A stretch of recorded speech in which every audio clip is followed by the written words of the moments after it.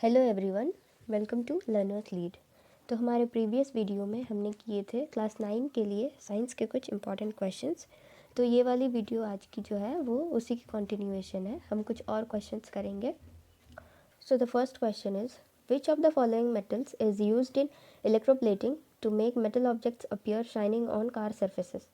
First iron, second copper, third chromium, fourth aluminium. तो question कह रहा है कि इनमें से कौन से मेटल को यूज़ किया जाता है कार सरफेस के जो मेटल है उसको इलेक्ट्रोप्लेटिंग करने के लिए, so that it becomes shining. तो कार सरफेसेस को मेटल को शाइनिंग बनाने के लिए हम जो मेटल का यूज़ करते हैं वो है क्रोमियम। क्रोमियम को हम उस मेटल के ऊपर इलेक्ट्रोप्लेट करते हैं ताकि कार सरफेस जो है वो शाइनिंग दिखे। Okay, so the answer will be chromium. Second question है what are the two gases mainly responsible for acid rain. First sulphur dioxide and nitrogen dioxide, second carbon dioxide and sulphur dioxide, third nitrogen dioxide and carbon dioxide, fourth carbon dioxide and CFC। तो question है कि इनमें से कौन सा gas है mainly responsible acid rain के लिए। तो हम जानते हैं कि एसिड रेन के लिए oxides of sulphur and nitrogen are responsible. तो इनमें दोनों सल्फर और नाइट्रोजन ऑक्साइड हैं फर्स्ट ऑप्शन में, sulphur dioxide and nitrogen dioxide. So this option will be the correct answer. Question number 3, a set of terms pertaining to reproduction are given below. Choose the set that has an incorrect combination. So question है कि reproduction से related कुछ terms दिए गए हैं, हमें उस option को सिलेक्ट करना है जिसमें इनकरेक्ट कॉम्बिनेशन दिए हैं। Okay, so the first option is sperm, testis, sperm duct, penis. Second option है menstruation, egg, oviduct and uterus. Third option है sperm, oviduct, egg, uterus. Fourth option है ovulation, egg, oviduct and uterus. तो देखिए first option sperm, testis, sperm duct and penis, ये जो चारों terms है ये हमारे मेल रिप्रोडक्शन सिस्टम से रिलेटेड है। सो इसमें कोई इनकरेक्ट कॉम्बिनेशन तो नहीं है। सेकेंड ऑप्शन जो है menstruation, egg, oviduct and uterus, तो ये चारों ऑप्शन जो है ये फीमेल रिप्रोडक्शन सिस्टम के रिलेटेड है। सो ये भी इनकरेक्ट कॉम्बिनेशन नहीं है। थर्ड जो हमारा ऑप्शन है ये है sperm, oviduct, egg and uterus. तो देखिए स्पर्म जो है ये मेल रिप्रोडक्शन सिस्टम का है, जबकि बाकी जो तीन है ओविडक्ट, एग एंड यूटेरस ये फीमेल रिप्रोडक्शन सिस्टम से रिलेटेड है ये। तो देख रहे हैं कि इसमें इनकरेक्ट कॉम्बिनेशन आ रहा है, मेल और फीमेल दोनों रिप्रोडक्शन सिस्टम के टर्म्स हैं। ओके, तो चेक करने के लिए हम फोर्थ वाला ऑप्शन भी देख लेते हैं, ovulation, egg, oviduct and uterus. तो ये चारों फीमेल रिप्रोडक्शन सिस्टम से रिलेटेड है। नेक्स्ट क्वेश्चन है the larva of frog changes its form by a sudden and drastic process called. First embryogenesis, second hatching, third layering, fourth metamorphosis. तो question है कि frog का जो लार्वा है वो जब चेंज होता है अपने एडल्ट स्टेज में डेवलपमेंट के टाइम, उस सडन और ड्रास्टिक प्रोसेस को क्या कहते हैं।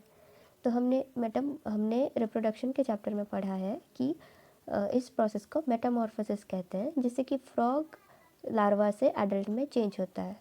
So the correct answer will B option number 4, Metamorphosis. Next question है cloning is similar to which of the following modes of reproduction?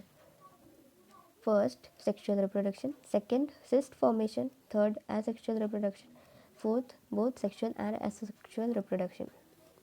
So question है कि cloning किस mode of reproduction से similar है।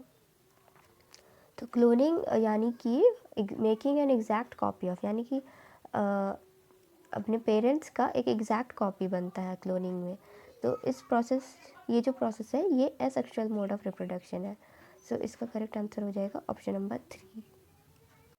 अगला क्वेश्चन है which non metal is highly reactive and is used in making match sticks. इनमें से कौन सा नॉन मेटल बहुत रिएक्टिव है और मैच स्टिक्स बनाने में यूज़ होता है।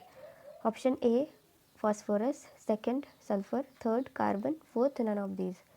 तो वैसे तो सल्फ़र, फॉस्फोरस और कार्बन दोनों से ज़्यादा रिएक्टिव है, बट मैचस्टिक्स बनाने में हम फॉस्फोरस यूज़ करते हैं एंड फॉस्फोरस भी एक हाईली रिएक्टिव नॉन मेटल है। सो option number 1 will be the correct answer, phosphorus. Next question, what is the product formed when a metal reacts with water? जब कोई मेटल पानी से रिएक्ट करता है तो इनमें से कौन सा प्रोडक्ट फॉर्म होता है?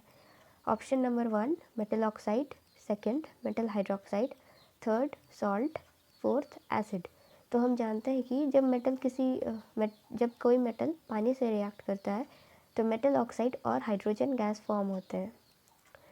यहाँ पे पर हाइड्रोजन गैस तो नहीं है बट मेटल ऑक्साइड है फर्स्ट ऑप्शन में। So option number 1 metal oxide will be the correct answer. Next question है, which of the following pairs of organelles does not contain DNA?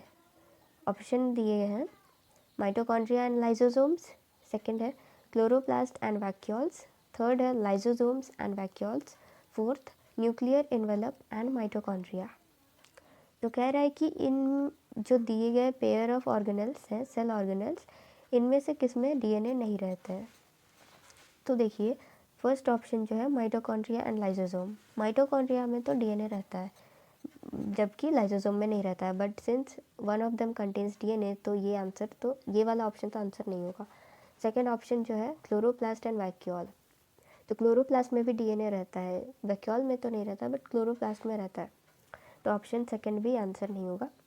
Option number 3 है lysosomes and vacuoles, तो हाँ ये वाला option है, lysosomes और vacuoles इन दोनों में डीएनए नहीं रहता है, so this will be the correct answer, option number 3। बाकी जो हमारा फोर्थ ऑप्शन है न्यूक्लियर एनवेलप एंड माइटोकॉन्ड्रिया, तो इसमें भी हमारे डीएनए रहते हैं। ओके, नेक्स्ट क्वेश्चन है, which of the following features helps in distinguishing a plant cell from an animal cell? First option cell wall, second cell membrane, third mitochondria, fourth nucleus. तो question है कि इनमें से कौन सा फीचर है जो कि प्लांट सेल को एनिमल सेल से अलग करता है, डिस्टिंग्विश करता है?